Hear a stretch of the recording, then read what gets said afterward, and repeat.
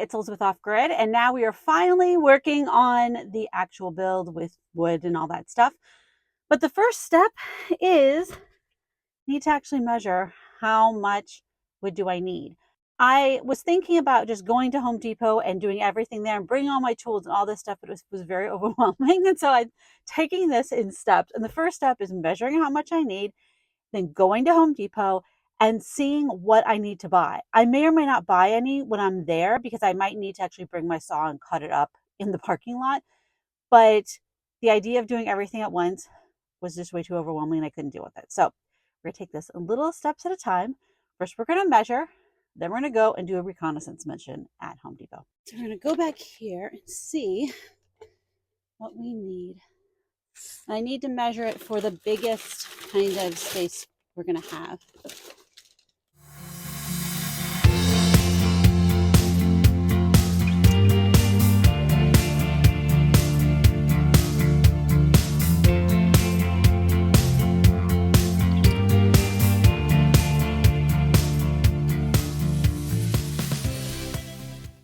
Ooh, I hurt my finger. Okay. So here's the space we got. This is 56 inches. This is 34 inches. This is about 20 inches the width here of the metal. This, I'm going to say about 24 inches. And this is 38 inches. So this is the trunk section, and this is the back seat section. All right, so I'm at Home Depot and I parked a little bit far enough away just in case I do decide to bring stuff out to the car. I need to figure out how to get it in here and there's space next to me. So we're gonna go in and I'm gonna bring my measurements and I'm gonna try to figure out what I need. So here's project panels, which are smaller pieces. This may be the best thing. They're more expensive, but I can actually fit them in my car. So let's look around. Okay, so what I'm thinking is 3 of these will work. BC is fine. I don't need it to be super finished and fancy. But if having one side that's good would be good.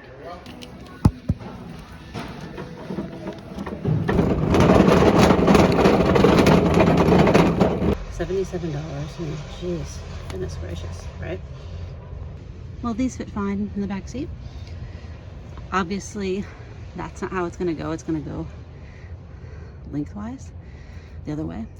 But that was the only way I could buy ones that would fit in here without me having to cut stuff up and have a whole bunch of waste.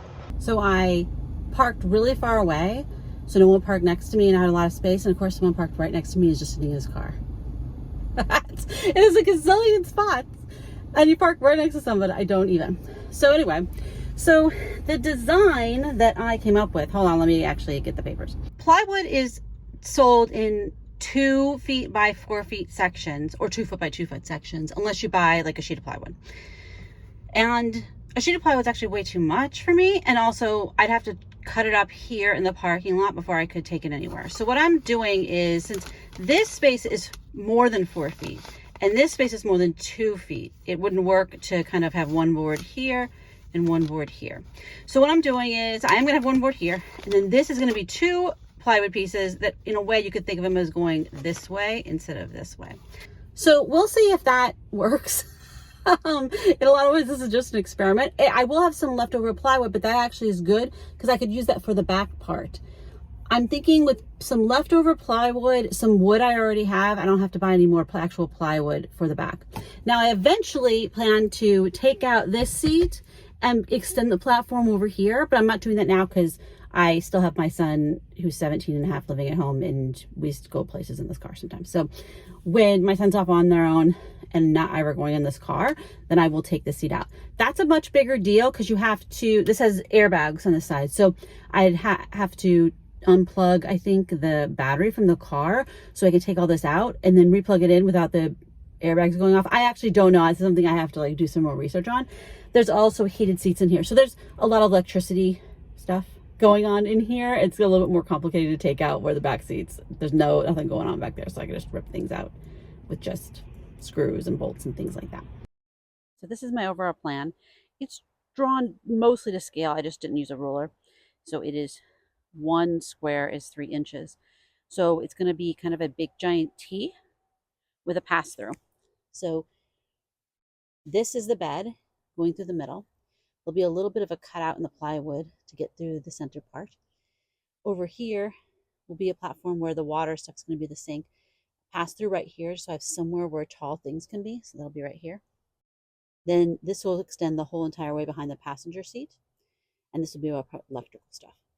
Okay, so what I'm going to do is be measuring the exact dimensions that I'm going to use to cut this.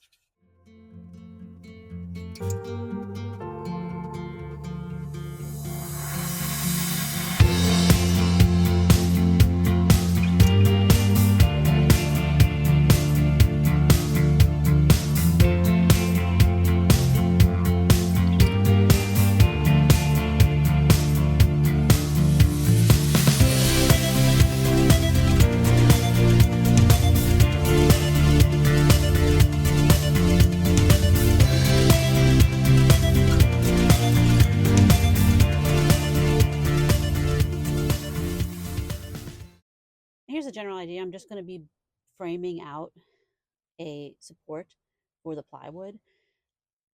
I'm going to use 2x2s on the smaller sections, and then 2x4s will be for all the feet, and then also 2x4s for the big section that I'm going to sit on. Because the main section here that I'm going to sit on, I want to be very, very sturdy. But the sides, I'm not super worried about. They can use 2x2s.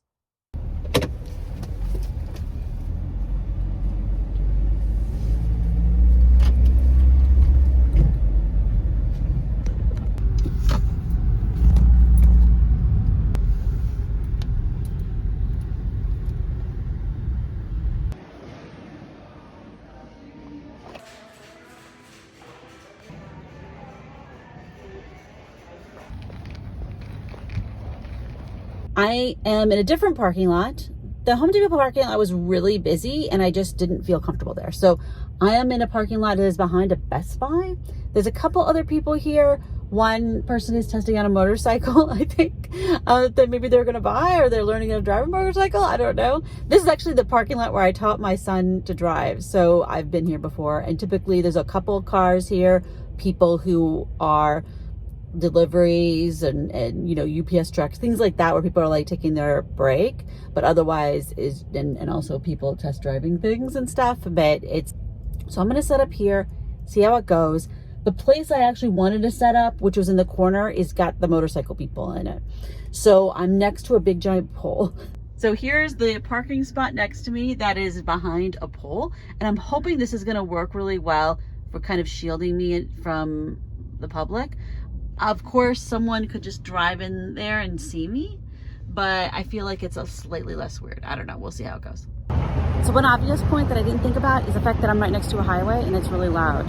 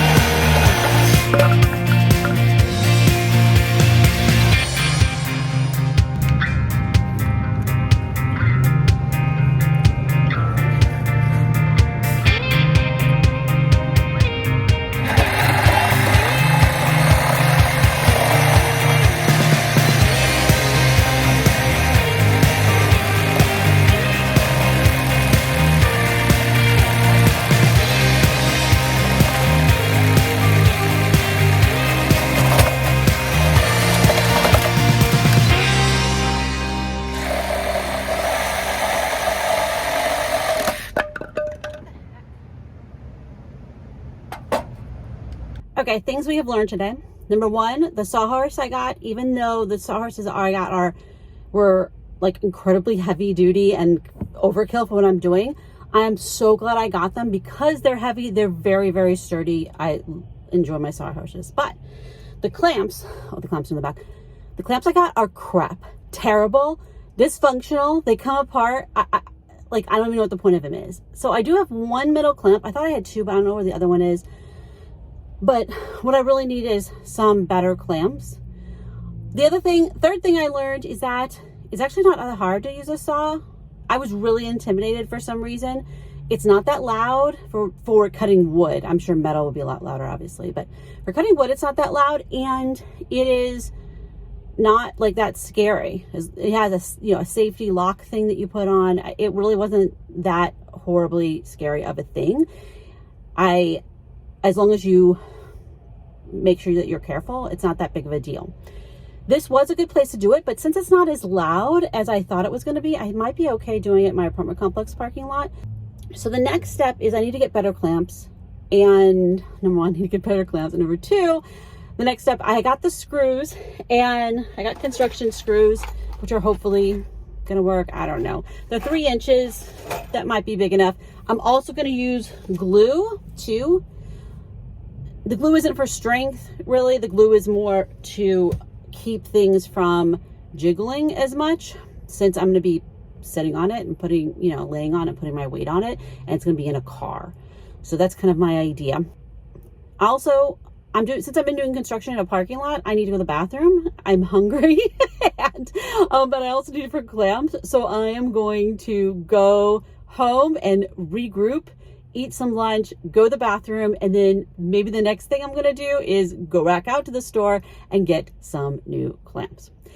Thank you guys for watching this. If you found this helpful or entertaining or liked it in any way, hit the thumbs up. It really helps with the algorithm. Subscribe if you want to keep following along with this crazy build. And comment below if you have any thoughts about what I'm doing, or you just want to give me a thumbs up. Thanks a lot for watching. Bye-bye.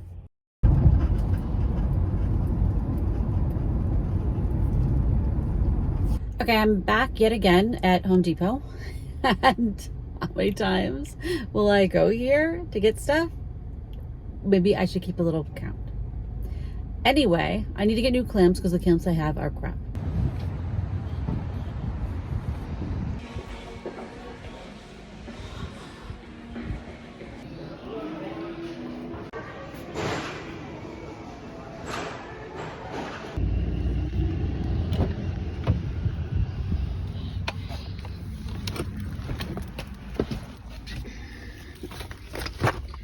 There was a worker in the clamps aisle inventorying them and putting them up on the shelf, and I couldn't shoot video there.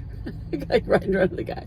And also I think that would have been legitly weird. But anyway, I got these DeWalt clamps.